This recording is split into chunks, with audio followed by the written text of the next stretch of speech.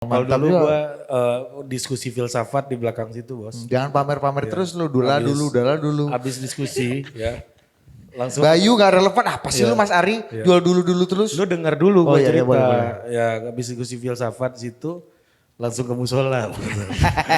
Tobat. Iya. Saking- Tapi kata Vina tadi, ini kan setelah kerja kapitalisme jadi content creator kita bakar uang terus nih, Ya, belum ya, dapet. itu urusan lain tuh. Kita ke scholar Edward Gani, Pak Edward, silakan Pak Edward. Ya. Woi, tepuk tangan untuk Vina dan tepuk tangan. Kayaknya lu di sini udah membina masa lama nih ya Iya. kayaknya ya. Ini yang sering traktir ini kan, Iya, ini sugar coating di kantin ini. Ini abang dulu juga nih. Ya. Ya silakan Pak Ya, Edward. silakan. Apapun yang apapun yang Anda mau katakan silakan. Nggak merespon Mas Boni, katanya lu mau membantah Mas Boni tadi Iya. gua. Ini Mas Boni ini banyak kelirunya nih belakangan. nih, orang- katanya. Enggak, Itu Mas dia bilang tadi Mas. Yang banyak keliru bukan Mas Boni tapi dua host ini ya. Jadi kalau tadi yang diungkapkan ya persentase kebenarannya tuh di bawah 5% lah ya. Nah, itu artinya kita sudah masuk era Ada post sedikit truth. coba. Oke, thank you Ari, Didit, selamat sore teman-teman semuanya. Senang banget nih, terakhir kapan ya duduk di AJS. Tapi apa namanya, saya ini agak takut sebenarnya. Saya tuh selalu takut kalau satu forum tuh sama mentor saya. Jadi Mas Boni ini dulu penguji skripsi saya dan sekarang menjadi mentor saya selalu lah. Jadi apapun saya selalu curhat-curhat sama Mas Boni segala macam. Jadi senang ketika dapet tor pembicara Nurimadim, oh harus datang gitu, nggak boleh nih apa namanya menolak Apalagi lu gitu. dengar nama hostnya siapa ya. Hah? Pasti lu makin Ya itu mah gue nggak sampai bawah scroll sampai atas doang pembicara doang. Itu kan lu di bawah tuh gue tahu nama lu. Halaman ketiga bos, host ini. Bos. Oke, dan apa namanya tadi ada beberapa hal yang saya mau berkomentar ya. Ada beberapa yang tadi pas Mas Boni menyebut soal vaksin ya Mas, saya jadi kepikiran karena dulu skripsi saya soal vaksin ya Mas ya. Dan mungkin saya mau komentar sedikit soal itu. Tapi mungkin pertama soal tema kita dulu ya, soal populisme itu ya. Tadi saya banyak sepakatnya soal definisi yang tadi Mas Boni sudah uraikan. Saya mungkin menambahkan saja beberapa sisi yang belum terangkat. Jadi kalau boleh saya ingin mengutip salah satu bagi saya ini artikel terbaru Mas Boni soal populisme. Ditulis sama Pipa Norris, dia komparatif politics dari Harvard. Dia bikin project pengumpulan dataset besar-besaran untuk judulnya Measuring Populism Worldwide. Teman-teman bisa download di J Store pasti ada. Dan ada websitenya juga. Jadi dia mengumpulkan dataset yang cukup banyak untuk mengukur populisme. Nah, bagi saya jurnal itu menarik hasil penelitiannya karena mereka yang paling pertama kali adalah berusaha mendefinisikan populisme itu Mas Boni. Dan kalau tadi kan banyak segala macam misalnya ya penyebab populisme itu hadir lalu juga apa yang digunakan sebagian besar itu sama seperti yang disampaikan Mas Boni. Tapi Pipa Norris itu menggarisbawahi hal yang bagi saya ini cukup penting bahwa populisme itu agak sulit kalau dalam konteks politik global saat ini untuk ditempelkan hanya pada satu sudut ideologi tertentu gitu. Sehingga mereka menggunakan term populisme itu sebagai sebuah retorik politik Mas Boni. Dia menggunakan populisme itu adalah retoris gitu.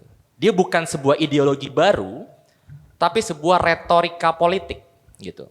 Nah ini sebenarnya juga ada pergeseran sebagai sebuah diskursus baru karena pengamat-pengamat political scientist misalnya di Eropa Barat terutama, itu kan mereka mendefinisikan populisme sebagai ideologi radikal di awal-awal itu. Kenapa? Karena dia berusaha yang tadi Mas Boni bilang gitu ya, menegasikan institusi politik yang ada gitu ya, ketidakpercayaan pada partai politik dan sebagainya. Nah Pipa Norris dengan dataset yang dia kumpulkan, dia melihat bahwa sebenarnya populisme yang ada saat ini di seluruh belahan dunia itu sebenarnya juga tidak homogen secara ideologi, gitu. Dia membagi menjadi dua variabel utama yang akhirnya dia membuat sebuah matriks untuk membedakan puluhan atau mungkin ratusan negara-negara di dunia. Dua variabel itu yang pertama adalah left and right dalam konteks economic freedom, gitu. ya.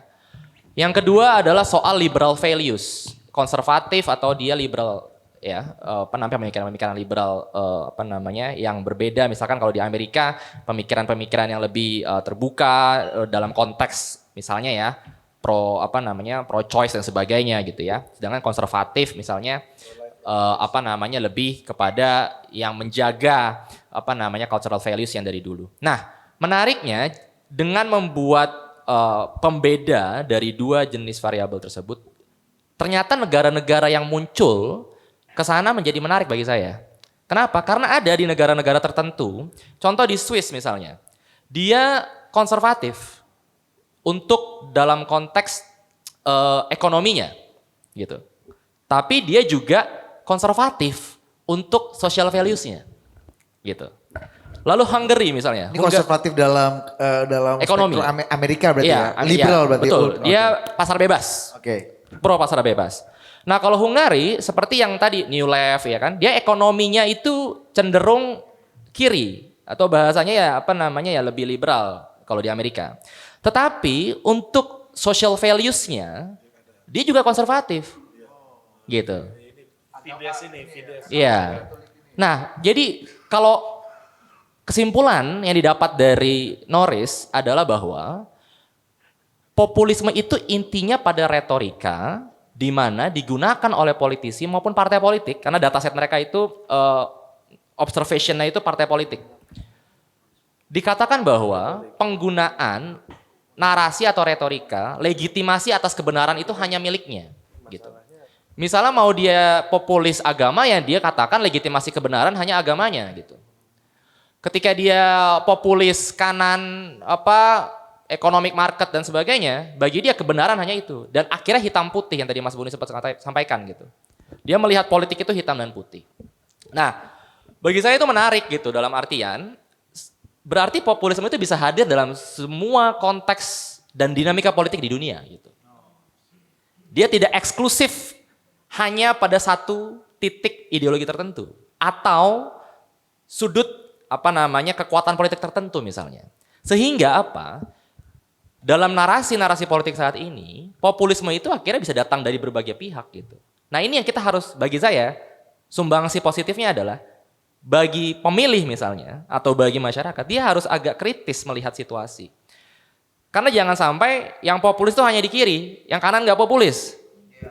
Yang populis itu berarti hanya yang konservatif, yang di kiri enggak, atau yang di kiri mengatakan yang dia populis satu enggak.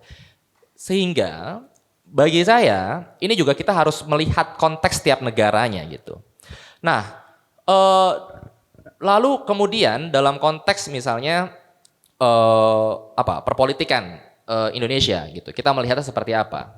Nah, saya mau masuk ke soal Taksin ya. Ini saya jadi ingat-ingat lagi dulu saya nulis. Jadi skripsi saya sebenarnya pengen bilang bahwa oligarki Taksin itu sebenarnya muncul di Thailand pada saat itu dalam penelitian ekonomi politik beberapa pengamat Thailand itu karena ketidakpuasan atau berusaha melakukan counterbalance terhadap power yang dimiliki oleh kerajaan pada saat itu, kerajaan Thailand. Ya, jadi muncullah alternatif kekuasaan dari siapa? Dari berbagai macam pengusaha pada saat itu. Akhirnya dia berada di belakang Taksin gitu untuk melakukan penyeimbangan kekuasaan dengan kerajaan dan sampai sekarang konflik itu masih terjadi gitu ya. Nah, pertanyaannya adalah di Indonesia seperti apa gitu. Kita bukan negara kerajaan, kita sudah lama menjadi republik gitu ya. Dan fenomena apa sebenarnya, konteks apa yang penting dilihat di Indonesia saat ini? Bagi saya yang penting di sekarang ini adalah bagaimana peran partai politik tadi yang Mas Boni sampaikan sebagai gelanggang demokrasi kita sendiri. Persoalannya adalah di Indonesia itu partai politik kita kebanyakan itu ya vehicle party. Vehicle party. Apa vehicle party? Partai memang diciptakan hanya untuk kendaraan politik agar siapapun dia atau elit yang membuat partai itu untuk maju menjadi calon presiden. Sebutannya presidentialization of party politics, political party gitu. Jadi partai politik memang dibentuk hanya untuk memajukan seorang kandidat. Nah, persoalannya adalah dalam narasi-narasi populis yang sekarang muncul sebagai sebuah dinamika yang sangat populer juga dibicarakan dan sebagainya, orang merasa berguna untuk apa? Menggunakan narasi-narasi politikal retorik yang populis tadi gitu untuk mendapatkan suara dan ceruk suara. Nah, pertanyaannya kan sebenarnya begini, kalau kita hanya menggunakan logika publik, siapapun itu bagi saya bisa tertarik, punya insentif dia untuk menggunakan populis itu sebagai retorika politik. Pertanyaannya peran partai politik di mana gitu. Nah, di sini bagi saya elit partai politik itu punya peran besar sebenarnya untuk mempengaruhi dinamika politik kita. Apabila dia hanya mengikuti narasi yang ada di publik bahwa populis agama itu laku. Itu penilaian siapa? Penilaian elit politik. Kenapa? Ketika elit politik merasa bahwa itu berguna untuk apa? Mendapatkan raupan suara, toh juga akan dipakai gitu. Dan gak bisa kita counter itu dengan narasi statistik misalkan. Apa misalnya survei opini publik gitu misalkan. Karena narasinya bukan narasi yang sangat demokratis, tapi populer saja gitu. Dan siapapun bisa populer gitu. Teman-teman jadi ustadz populer bisa. Apakah kita harus pilih dia sebagai calon presiden, kan itu persoalan lain gitu dalam penggunaan itu. Nah, dalam kedepannya atau misalnya beberapa waktu ke depan akan seperti apa? Nah, saya mau kutip lagi data dari VDEM. VDEM itu juga dataset demokrasi yang teman-teman bisa pakai tuh kalau buat menulis. Itu dibuat oleh banyak peneliti-peneliti demokrasi dan political scientist di Australia maupun di US gitu ya. Nah, ada tren menarik dalam laporan mereka. Dalam laporan mereka mengatakan bahwa memang ada kecenderungan negara-negara yang non-demokratis itu semakin meningkat. Sama nih, konsisten sama Freedom House. Ya, datanya konsisten. Tapi ada temuan yang lebih menarik bagi saya dibanding itu. Karena itu bagi saya sudah banyak lah ngomong seperti itu. Apa? Bahwa ada tren peningkatan juga di negara-negara yang non-demokratis terhadap mobilisasi massa, Mas Boni. Bagi saya di sini titik ruang optimisme saya ini sama demokrasi gitu. Negara-negara non-demokrasi itu meningkat, tetapi perlawanan juga meningkat. Nah, kita nih scholar gimana nih mendefinisikan situasi ini? Apakah demokrasi memang sudah meninggal gitu istilahnya atau sudah turn back, atau sebenarnya dia sedang melakukan perlawanan yang sebagaimana mestinya gitu. Karena mobilisasi itu terjadi gitu dan banyak datanya bisa di teman-teman akses bahkan sekarang di VDEM. Nah, ketika saya tadi ingat-ingat lagi tadi soal narasi pemimpin ya tadi ditanyakan ke Fani kan, pemimpin kuat dan sebagainya. Itu juga sebenarnya tren global. Saya baru beberapa minggu lalu saya download data Alliances of Democracy. Dia bikin survei soal negara-negara demokrasi di Indonesia, tapi dia survei opini publik ya. Dia ingin menandingi Freedom House tuh. Karena Freedom House kan expert yang diwawancara, ya. Jadi kalau teman-teman tahu Freedom House tuh, dia indeksnya tuh dengan cara dia nanya expert di tiap negara. Nah, si Alliances of Democracy ini dia bikin data set soal ranking demokrasi tapi survei opini publik di berbagai negara.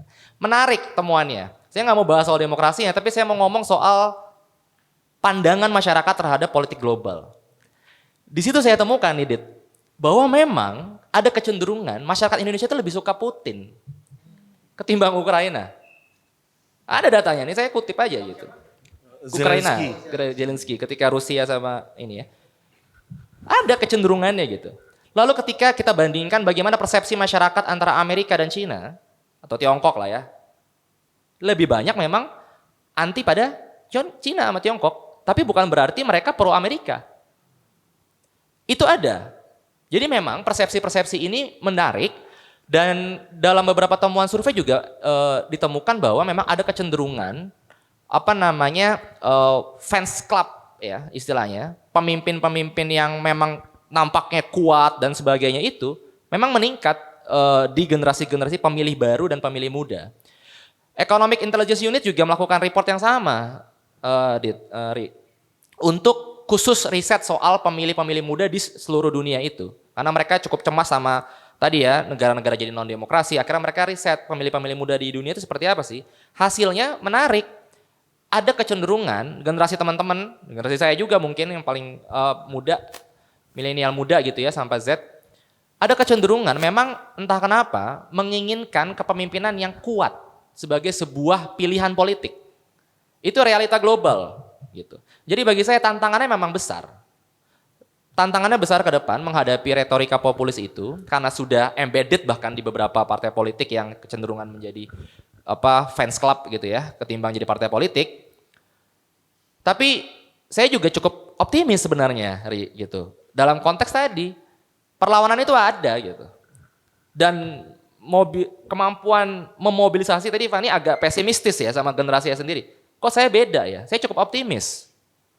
Platformnya lebih banyak. Iya. Platformnya lebih banyak jujur aja, dulu saya nggak punya platform kayak. Bukannya ketakutannya juga ikut meningkat? Orang tadi Mas Boni bilang saya kasih dulu nih supaya nggak di cancel nih. Ini menarik, Dit. Saya punya tanggapan yang ini. Gimana coba? Kayaknya dalam forum yang berbeda saya juga sampaikan ini. Ini kita perlu mengeker dengan perspektif antar generasi nih Mas Boni. Gitu. Kenapa saya katakan begitu? Generasi saya ini generasi terakhir yang mencicipi kerasnya Orde Baru Mas Boni. Saya di Klender dulu soalnya. Jadi ingatan masa kecil saya tuh ingatan kebakaran Klender. Mungkin teman-teman nggak tahu gitu gimana. Ingatan masih kecil saya tuh. Gitu. Penjarahan dan sebagainya itu ingatan. Trauma kolektif itu masih ada di generasi saya. Tapi saya itu ada di generasi teman-teman. Ini penting. Kenapa? Tanpa adanya trauma kolektif, yang teman-teman tahu apa? Ingatan masa teman-teman. Ya demokrasi gitu. They don't know about autokrasi atau authoritarianism Mas Boni. Bagi saya masih tahu dampaknya seperti itu. Oh makanya saya nggak mau kayak gitu lagi kan gitu. Mas Boni juga kita nggak mau lah disuruh balik ke Orde Baru. Mereka oke paham, cuman mereka sudah hidup dari lahir itu adalah dengan kebebasan gitu. Makanya bagi saya yang paling berkepentingan justru generasi ini. Karena dari lahir mereka sudah bebas gitu. Sense itu saya dapatkan di 2019. Saya datang di depan DPR, saya ada riset, mau nulis juga, saya datang aja ke situ. Melihat teman-teman yang mungkin generasi Fani sama segala macam. Di situ saya dapatkan sense bahwa sebenarnya ya persepsi untuk ingin menjaga kebebasan di ruang publik maupun ruang privat itu ada gitu loh. Ada di mereka. Saya waktu itu pernah berdebat sama teman gitu. Kita ini sudah sangat konservatif negara kita. Lihat itu 212 dan sebagainya. Tapi saya bilang, lalu apa yang bisa Anda jelaskan dengan fenomena 2019 ketika banyak anak-anak mall yang kejadian make up segala macam turun ke jalan membela untuk menolak RKUHP? Sama banyak gedenya nggak? Sama. Kalau politik hanya dilihat sebagai nuansa yang banyak masanya lalu kita mendefinisikan bahwa situasi negara tersebut hanya pada momen itu, bagi saya kita perlu kritis juga. Karena banyak sekali yang diam aja nih gitu. Masa mengambang yang belum tahu. Jadi bagi saya kita juga nggak boleh gagap ya melihat situasi. Saya cukup optimis di sana karena juga melihat tren global seperti itu dan platformnya banyak gitu untuk ke sana. Oke kan. Jadi Gani udah sangat clear tadi. Boleh tepuk tangan dulu untuk Gani ya. Ya. Sudah sangat clear dia. Klender tadi ya, sangat clear dia membantah ternyata scholar yang dimaksud Mas Boni bukan dia gitu. Iya. Dan Mas Boni, Gani ini kan 2 kali dapat beasiswa nanti sebentar lagi ke Toronto kan. Cerita Klender ini dipakai buat ini ya, memikat tadi. Ya, letter of purpose itu isinya tadi itu. Letter of purpose-nya. Ini ada tanya jawab gak sih? Ada halus lah. Gak ada. Oh gak ada. Gak ada. Oh, gak demokratis Anda nih. Iya. Inilah populisme ini dimulai dari sini nih. Anda benih-benihnya ternyata. Anda ini benih-benih Harto Anda. Gak bercanda. Mas Boni. sorry. Nah jadi udah. Udah cukup. Ini Usi gimana sih? Mana? Ini masih lanjut apa gimana nih? Ya. Atau Mas Boni deh kasih kesempatan kita dulu. kasih closing dulu deh. Closing. Hikmah dan kebijaksanaan. Hikmah dan kebijaksanaan Mas. Ya, Silakan Mas Mas. Boni. Karena negara kita bukan dipimpin oleh kekuasaan atau populisme tapi dipimpin oleh hikmah dan kebijaksanaan. Nah. Alhamdulillah nggak ada tanya jawab. Nggak, saya kaget loh nggak ada tanya jawab ini. Siapa yang batalin? Siapa ini? Udah. Oh, udah. Nggak ada tanya jawab. Ya. Buka lagi. Ini ditelepon Koramil apa ya? Baru diceritain suara Klender kamu ini. Ya tadi kita dengar Gani ini ya menarik sekali ya. Kata kuncinya tadi memang lintas generasi punya pengalamannya masing-masing. Ya, ketika banyak mahasiswa saya dalam tanda kutip ya, Mas saya minta izin mau kemana, mau demo gitu ya. Itu ada beberapa dari mereka yang saya tanyakan gitu. Anda tahu isunya apa? Kebanyakan memang ya saya dengarnya begitu aja katanya. Ya mungkin bagian dari euforia mahasiswa lah, Anda ingin demo, ada pengalaman. Buat saya nggak ada masalah. Gani juga tahu Saya nggak pernah mempermasalahkan absen ya. Ya, nggak pernah mempermasalahkan absen. Nanti yang buat ngambil mata kuliah saya nggak usah khawatir itu. Ya. Nyesel saya nggak ngambil dulu Mas. Yang kedua juga yang paling penting adalah jangan Anda terobsesi dengan kalimat past tense. Seperti tadi Ari dan Budi bilang. Ada kecenderungan generasi di atas saya, mungkin juga saya to some extent ya. Waktu saya dulu itu sebagai inspirasi aja. Tapi teman mahasiswa seringkali terbebanin, pengen seperti 98. Nggak bisa diulang, konteksnya sudah berbeda sekali. Ya, faktor-faktornya sudah berbeda sekali. Ya. Jadi mewariskan nilai-nilai itu buat saya ilusi benar. Dulu angkatan 45 ya, tentara-tentara angkatan 45 bicara tentang pewarisan nilai-nilai 45. Buat saya nggak relevan benar waktu saya mahasiswa. Ya, itu kan mereka punya pengalaman revolusi. Pak Wiranto tuh angkatan 68, waktu revolusi mungkin masih SD atau SMP. Prabowo 74, SBY 73. Ya. Jadi nggak bisa itu. Sebagai inspirasi oke.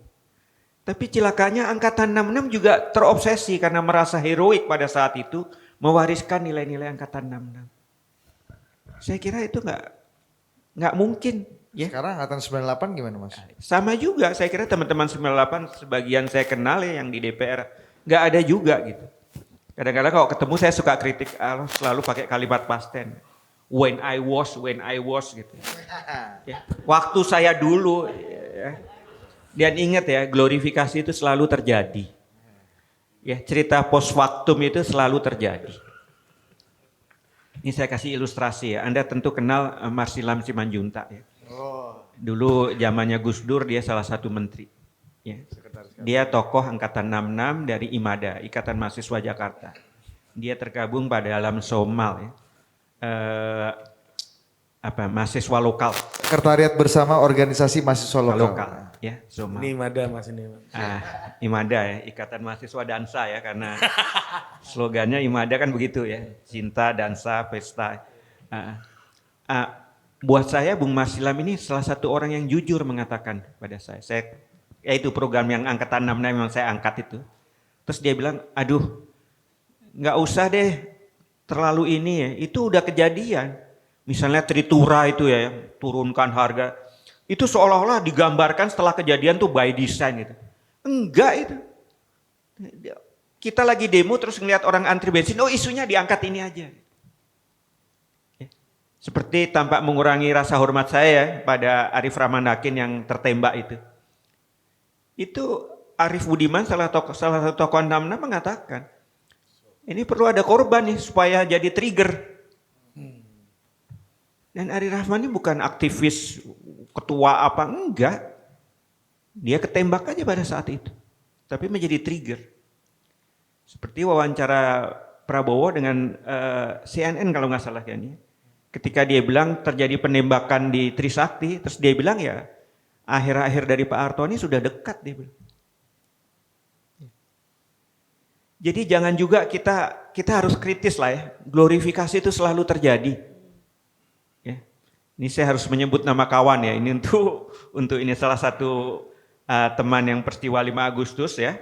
Itu 5 Agustus tuh waktu itu teman-teman ITB ada 5 orang dipecat karena bikin demo ketika Menteri Dalam Negeri Ruduni masuk ke ITB. Ya. Mereka dipecat, saya teman-teman dari Jakarta tiba-tiba dikontak teman dari Bandung, datang dong bantuin bikin pledoi gitu. Jadi saya datang membantu bikin pledoi itu, teman-teman itu. Ya. Jadi non-legislatif, karena saya bukan sarjana hukum kan. Tapi yang menarik adalah kemudian ada teman ini yang membuat tentang buku pada waktu dia di penjara dan seterusnya gitu. Terus saya tanya ke kawan yang ditahan juga satu lagi, lo nggak bikin buku juga tuh? Dia cerita nggak di dalam buku itu waktu dia ditampar nangis? Dia cerita nggak itu? Yang diceritakan yang heroiknya kan? Ya, seperti Anda baca bukunya Mokhtar Lubis, catatan subversif, itu full ya. Tampak mengurangi rasa hormat saya. Jadi cerita post factum itu Anda bisa tambahkan macam-macam lah. Ya. Waktu saya di garis depan, garis depannya ketika udah nggak ada tentara kita kan nggak tahu juga ya. Tapi itu yang terjadi. Abang dulu juga tuh Mas ya. Ya. Jadi tampak mengurangi rasa hormat saya pada senior-senior saya ya. Apa itu angkatan 74, angkatan 78. Selalu ada glorifikasi. Jadi Anda menciptakan sejarahnya sendiri. Yang kedua yang paling penting, idola pada tokoh ini juga Anda harus kritis. Ini saya kira Ari dan Budi ini waktu jadi aktivis pasti Anda tahu tuh gambarnya Che Guevara ya. Ya, kami Nur Imam Subono, idola kami. Ya, jadi mahasiswa itu datang Saya Yusuf Wan. Che Guevara gitu ya. Mas Gus Dur Mas tuh. Terus saya tanya, Anda tahu Che? Oh iya, dia revolusioner ya. Itulah sloganis gitu ya. Terus saya kasih buku, ada kebetulan saya baca buku sejarah ditulis oleh John Anderson. Buku itu cerita tentang Che. Salah satu babnya kan, Che itu datang ke Indonesia waktu itu sebagai pengamat ya, karena dia kan Asia Afrika, dia Amerika Latin kan. Dan John Anderson menggambarkan bagaimana ketika dia salaman dengan Soekarno dan dia mengatakan orang ini yang menggerakkan dunia perlawanan. Jadi Che aja ngidolakan Soekarno gitu loh. Dan nggak banyak yang tahu. Di kelas kadang-kadang Anda tahu Sultan Syahrir. Sultan Jordi saya tahu Pak, Sultan Syahrir siapa ya? Sultan Jorgi. Saya nggak menyalahkan ya, karena Vina nggak tahu Mas Sultan Jorgi siapa Mas. ada generasi gap generasi itu saya nggak menyalahkan itu. Tapi ada baiknya Anda selalu kritis untuk melihat itu, ya siapapun dia. Nah, tadi menarik sekali, saya akan minta Gani juga tuh. Saya bahan itu pernah diceritakan kawan, tapi saya nggak punya kopinya ya. Populisme menurut seorang scholar Amerika Latin ya, Kurt Wheatland, dia bilang memang seringkali dipakai hanya sebagai strategi. Dia bisa kanan, bisa kiri, konservatif, bisa liberal. Saya kasih ilustrasi, kalau kasus Amerika Latin ada yang disebut populisme klasik. Itu orang seperti Vargas di Brasil, orang seperti Juan Perón di Argentina, atau Cardenas di Meksiko. Itu semangatnya waktu itu semangat nasionalis. Masih anti-imperialisme, anti-kolonialisme ya. Karena negara-negara itu untuk waktu ratusan tahun seperti kita dijajah. Dan itu momentum dipakai untuk melakukan perlawanan. Karena populisme prinsipnya biasanya dukungannya multi-kelas. Jadi nggak ngelihat kelas buruh, kelas apa gitu, multi-kelas. Walaupun ada yang dominan ya, seperti Perón dia kelas buruh. Tapi dia dipakai juga oleh orang kayak Carlos Menem di Argentina, atau orang seperti Collor ya di Brasil, yang proyeknya sangat pro Amerika, IMF. Makanya disebut neopopulisme. Dia menggunakan jargon yang sama, tapi dia percaya pada free market, dia percaya pada Bank Dunia. Ya. Jadi benar apa yang tadi disampaikan oleh Gani, dia bisa dipakai siapa aja. Nah, orang kayak Chavez di Venezuela, Rafael Correa di Ekuador, Evo Morales di Bolivia, itu disebut sebagai radikal populisme. Dia menggunakan isu populis untuk anti terhadap Bolsonaro itu kanan dia menggunakan isu populisme juga. Lula ya, tapi bedanya Lula, misal Basel di Chili, Lula atau Fernando Lugo ya di Uruguay, dia cukup kompromi. Dia sadar bahwa dia menghantam kekuasaan besar. Jadi kayak Lula ini 3 kali mencalonkan diri baru menang yang keempat kali. Kenapa dia bisa menang? Karena dia mulai sadar, nggak mungkin kalau saya garis keras terus, saya menghantam terus. Bikin semangat Prabowo nih Mas Boni nih. Ya, yang keempat itu malah 3 kali menang, yang keempat baru menang. Yang keempat itu dia bilang bahwa kalau saya menang, saya tidak akan nasionalisasi perusahaan asing. Karena isu populisme biasanya itu kan. Saya akan memberi investor tempat ya. Saya akan terbuka pada perubahan. Sehingga kelompok-kelompok bisnis yang anti pemerintah sebelumnya merasa Lula lebih kompromi. Ya. Michel Basel juga begitu. Michel Basel ini kan dari Partido Socialista, Partai Sosialis.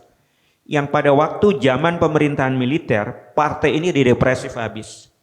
Bapaknya seorang tentara, tapi bapaknya tidak mau mengikuti kudeta karena percaya pada konstitusi. Akibatnya disiksa dan dibunuh. Dia dan ibunya dipenjara. Ya.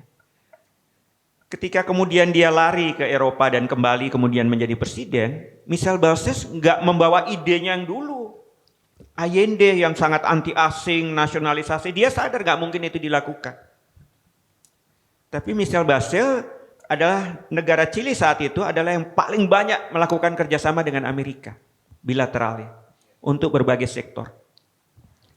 Tapi dia memasukkan ide-ide populis, memberikan prioritas pada masyarakat, beasiswa dan seterusnya. Cilakanya memang Hugo Chavez. Ketika dia berkuasa, harga minyak lagi naik-naiknya. Jadi dia bisa memakai uang minyak itu untuk proyek-proyek sosialisnya. Dia nggak disiplin anggaran, akibatnya penggantinya Maduro ini, yang orang Maduro ini, dia sekarang kelimpungan karena harga minyak jatuh. Ya.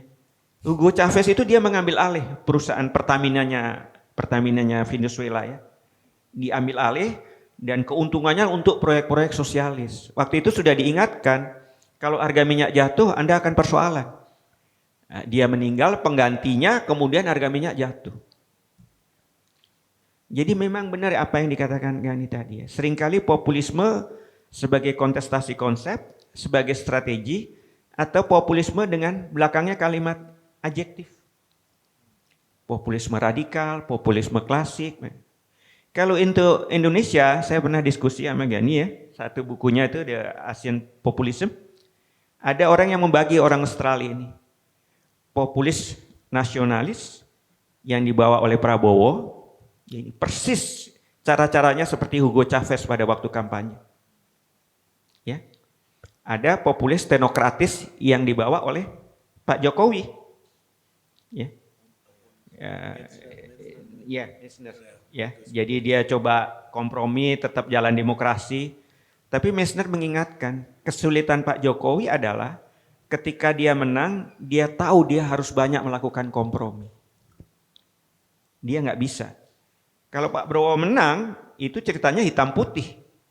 Karena dia mengambil 3 posisi yang tadi saya sebut ya. Pertama adalah dia merepresentasikan saya wakil dari rakyat. Makanya people against elite yang korup, against elite yang brengsek. Ya.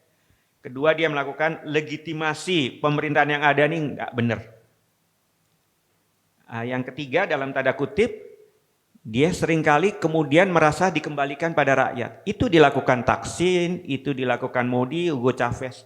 Kalau dia lewat parlemen dia pasti akan berunding lama. Udah kita referendum aja, serahkan pada rakyat.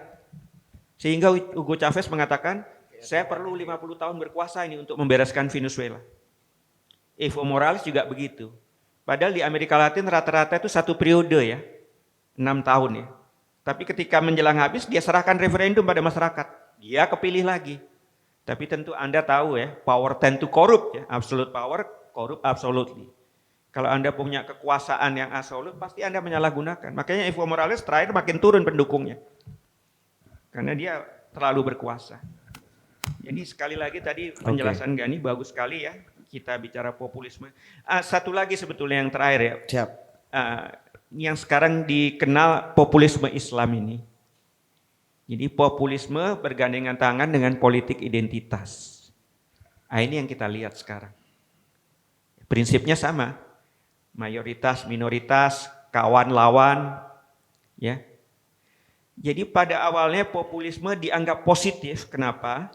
Karena dia mengajak the voice of the voiceless. Demokrasi yang sedang berlangsung ini adalah sangat elitis. Lihat aja, dia lagi kan. Populisme mengajak yang tidak terangkut itu. Tapi kemudian kelemahan populisme ketika berkuasa, dia nggak percaya check and balance. Kontrol itu buat dia nggak bisa. Karena proyek-proyek saya nggak bisa, harus negosiasi. Makanya selalu dikembalikan ke referendum atau petisi dan seterusnya. Jadi itu aja. Saya kira itu. Oke, tepuk tangan untuk Mas Boni, tepuk tangan untuk Vina, dan tepuk tangan untuk Pak Edber. Ya. Terima kasih Pak Edward udah datang ke kampus FISIP UI. Iya, terima kasih Pak Edward. Ya, dan ternyata bukan dia yang dimaksud Mas Boni tadi kan. Iya. Itu yang udah clear nih dari Scholar apa tadi? Scholar Cina yang mengatakan bahwa demokrasi itu udah gagal gitu. Betul, tapi tadi omongannya Mas Boni soal post factum ya, jangan melihat hari ini dengan kacamata masa lalu. Ya. Ini gue jadi ingat argumentasinya kawannya Ari, namanya Muhammad Kodari. Untuk melegitimasi pentingnya 3 periode. Katanya jangan lihat dengan kacamata 98, kondisinya udah berbeda. Udah Nah, itu acara kita hari Minggu beda lagi tuh. ya enggak kan nih gue jadi kayak memorinya Iya, naik iya. lagi gitu. Oke, terima kasih, selamat sore. Dadah.